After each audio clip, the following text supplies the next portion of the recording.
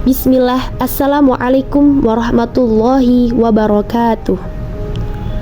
Kami, mahasiswa Universitas Muhammadiyah Metro, Fakultas Agama Islam, Prodi Pendidikan Islam Anak Usia Dini, Kelompok 2, Semester 1. Video ini dibuat untuk menyelesaikan tugas dalam mata kuliah Ilmu Sosial Budaya Dasar ISBD dengan dosen pengampu Bapak Dr. Johan Setiawan, SPD. Kami dari kelompok 2 terdiri dari 6 anggota kelompok yang masing-masing bekerja sama dan memenuhi tugas dengan judul materi Manusia sebagai makhluk individu dan sosial. Sebelum kami memasuki pembahasan lebih lanjut, izinkanlah kami memperkenalkan diri terlebih dahulu. Saya sendiri, Syahrul Sri Utami Dewi, Ani Rofi'ah, Muti'atus Sholihah, Nadia Salsabila, Nur Afifah, dan Putri Chania Febrianti Renaldi. Kami dari kelompok 2 pada kesempatan kali ini akan memaparkan pembahasan terkait dengan hakikat manusia sebagai makhluk individu dan sosial, fungsi dan peranan manusia sebagai makhluk individu dan sosial, dinamika interaksi sosial, dilema antara kepentingan individu dan kepentingan masyarakat, dan yang terakhir, solusi atas dilema antara kepentingan individu dan kepentingan masyarakat. Pembahasan pertama, manusia sebagai makhluk individu dan sosial. Hakikat manusia sebagai makhluk individu. Dalam bahasa Latin, individu berasal dari kata individuum yang berarti yang tak terbagi. Manusia lahir sebagai makhluk individu bermakna tidak terbagi atau tidak terpisah antara raga dan jiwanya. Sebagai makhluk individu, manusia memiliki ciri-ciri, memiliki berbagai potensi, mandiri, memiliki hati atau kesadaran, emosi, dan seksualitas. Adapun ciri manusia sebagai makhluk individu yang baik antara lain sebagai berikut: mempunyai upaya yang tinggi untuk menerima diri mereka sendiri, menerima diri orang lain, dan menerima fitrah alam. Memfokuskan perhatian pada penyelesaian masalah, memerlukan privasi, berjiwa merdeka, kreatif, demokratis, mengontrol emosi, mempunyai nilai kemanusiaan yang tinggi. Hakikat manusia sebagai makhluk sosial. Sosial dari bahasa Latin yang memiliki arti teman atau kawan. Secara etimologi, segala sesuatu yang lahir, tumbuh, dan berkembang dalam kehidupan bersama. Al-Quran pun memandang manusia sebagai makhluk sosial. Dalam bahasa Arab, manusia sebagai makhluk hidup dan berupa raga disebut bashar. Manusia sebagai makhluk yang memiliki aspek kejiwaan disebut insan. Manusia sebagai makhluk sosial disebut an-nas. Manusia disebut sebagai makhluk sosial juga karena pada diri manusia kebutuhan untuk berinteraksi dengan orang lain, ada kebutuhan sosial untuk hidup berkelompok dengan orang lain. Hal ini juga sejalan dengan kenyataan bahwa manusia sejak lahir mempunyai dua keinginan pokok, yaitu keinginan untuk menjadi satu dengan manusia di sekelilingnya, keinginan untuk menjadi satu dengan suasana alam sekelilingnya. Pembahasan kedua, yaitu fungsi dan peranan manusia sebagai makhluk individu dan sosial. Fungsi manusia sebagai makhluk individu. Yang pertama, membentuk karakter yang khas pada sendiri. Yang kedua, menempatkan dirinya sendiri pada segala situasi serta aspek dalam kehidupan. Yang ketiga, mengontrol diri seperti emosi atau hawa nafsu. Yang keempat, menerapkan ilmu budaya dasar dalam kehidupan sebagai makhluk individu. Selanjutnya, peran manusia sebagai makhluk individu, yaitu menjaga dan mempertahankan harkat dan martabatnya di masyarakat. Kemudian berupaya terpenuhinya hak-hak dasarnya sebagai manusia di masyarakat. Dan merealisasikan segenap potensi diri, baik sisi jasmani maupun rohani, kehidupan bermasyarakat, memenuhi kebutuhan dan kepentingan diri demi kesejahteraan hidupnya dalam kehidupan bermasyarakat. Selanjutnya, fungsi manusia sebagai makhluk sosial. Di antaranya yaitu terpenuhinya kebutuhan jasmani dan rohani, potensi manusia hidup di tengah masyarakat, terbentuknya konsep diri atau jati diri seorang individu, kemudian menumbuhkan rasa indah dalam kehidupan, serta menimbulkan suasana dinamis. Yang terakhir, berkembangnya perbuatan luhur yang mencerminkan sikap dan suasana kekeluargaan, serta kegotong royongan hidup. Peran manusia sebagai makhluk sosial. Yang pertama, melakukan interaksi dengan manusia lain atau kelompok, membentuk kelompok-kelompok sosial, menciptakan norma-norma sosial sebagai pengaturan tata tertib kehidupan kelompok. Selanjutnya yang ketiga adalah dinamika interaksi sosial. Pengertian interaksi sosial. Menurut Gilin, interaksi sosial adalah hubungan-hubungan sosial yang dinamis yang berkaitan dengan orang perorangan, kelompok per kelompok maupun terhadap berkelompok ataupun sebaliknya.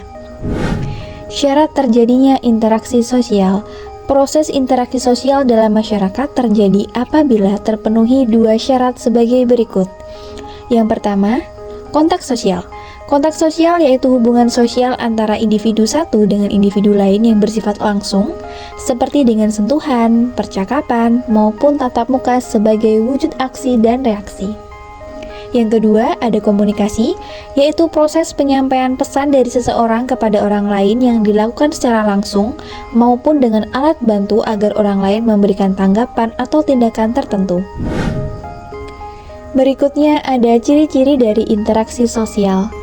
Proses interaksi sosial dalam masyarakat memiliki ciri-ciri sebagai berikut. Yang pertama, adanya dua orang pelaku atau lebih. Yang kedua, adanya hubungan timbal balik antar pelaku. Yang ketiga, diawali dengan adanya kontak sosial baik secara langsung maupun tidak langsung. Yang keempat, mempunyai maksud dan tujuan yang jelas. Berikutnya ada bentuk-bentuk interaksi sosial. Interaksi sosial dibedakan menjadi dua bentuk, yaitu asosiatif dan disosiatif. Yang pertama ada asosiatif. Asosiatif merupakan interaksi sosial yang mengarah pada bentuk penyatuan. Interaksi sosial ini terdiri atas beberapa hal sebagai berikut. Yang pertama, dia kerjasama, akomodasi, asimilasi, dan akulturasi. Selanjutnya ada disosiatif. Interaksi sosial ini mengarah pada bentuk pemisahan dan terbagi dalam tiga bentuk sebagai berikut. Ada persaingan atau kompetisi, ada kontravensi, dan yang ketiga ada konflik. Kemudian yang keempat, dilema antara kepentingan individu dan kepentingan masyarakat. Dilema antara kepentingan individu dan kepentingan masyarakat adalah pertanyaan yang dihadapi oleh setiap orang, yaitu kepentingan manakah yang harus saya utamakan? Persoalan pengutamaan kepentingan, apakah individu atau masyarakat ini memunculkan dua pandangan yang saling bertolak belakang. Kedua pandangan ini justru berkembang menjadi paham atau aliran bahkan ideologi yang dipegang oleh suatu kelompok masyarakat. Yang pertama, pandangan individualisme. Paham ini memandang manusia sebagai makhluk pribadi yang utuh dan lengkap terlepas dari manusia yang lain. Manusia sebagai individu adalah bebas, karena memiliki hak-hak yang tidak boleh dihalangi oleh siapapun. Paham individualisme menghasilkan ideologi liberalisme. Paham ini bisa juga disebut ideologi individualisme liberal. Beberapa prinsip yang dikembangkan ideologi liberalisme adalah sebagai berikut. A. Penjaminan hak milik perorangan. B. Mementingkan diri sendiri atau kepentingan individu yang bersangkutan. C. Pemberian kebebasan penuh pada individu. D. Persaingan bebas untuk mencapai kepentingannya masing-masing. Namun, pada kenyataannya, individualisme menjadikan manusia bersifat egois sehingga menurunkan rasa kemanusiaan dalam bermasyarakat. 2. Pandangan sosialisme. Sosialisme mementingkan masyarakat secara keseluruhan bahwa kepentingan masyarakatlah yang utama, bukan individu. Sosialisme adalah paham yang mengharapkan terbentuknya masyarakat yang adil, selaras, bebas, dan sejahtera. Bebas dari penguasaan individu atas hak milik dan alat-alat produksi. Dalam praktiknya, sosialisme justru berdampak pada penurunan martabat pada diri setiap individu.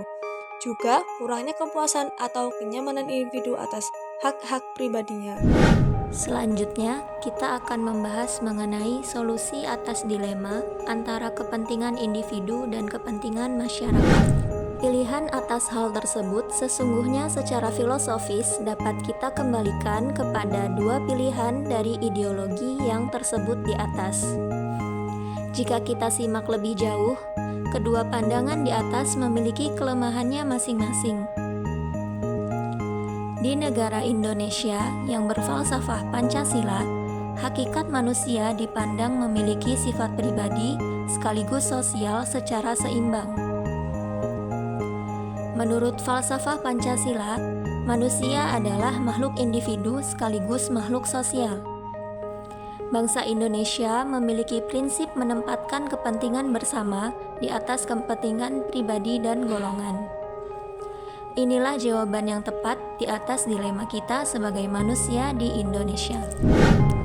Adapun ketika kita kembali kepada Islam, Allah Subhanahu wa Ta'ala dengan tegas menyatakan bahwa manusia adalah makhluk individu sekaligus makhluk sosial.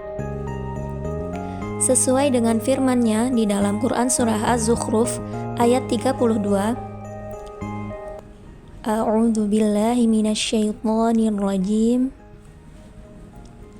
Ahum yaqsimuna rahmata rabbik nahnu qasamna bainahum ma'isyatahum fil hayatid dunya wa rafa'na ba'dahum fawqa ba'din darajatil liyattakhidha ba'duhum ba'dan sukhriya wa rahmatu rabbika khairum mimma yajma'un. Yang artinya, apakah mereka yang membagi-bagi rahmat Tuhanmu?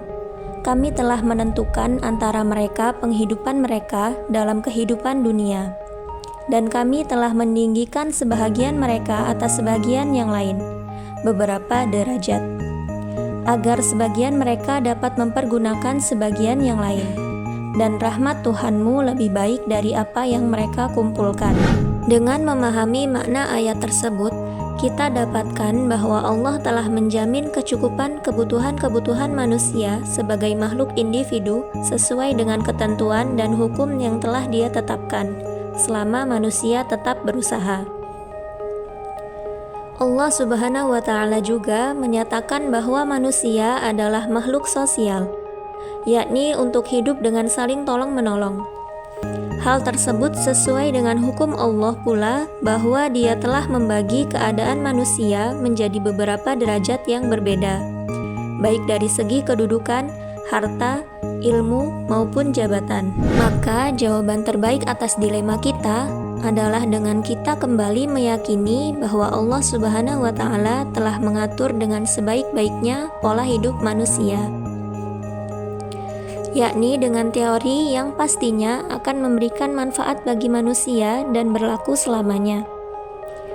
Kesimpulannya, sampai kapanpun manusia adalah makhluk yang berlaku sebagai makhluk individu sekaligus makhluk sosial.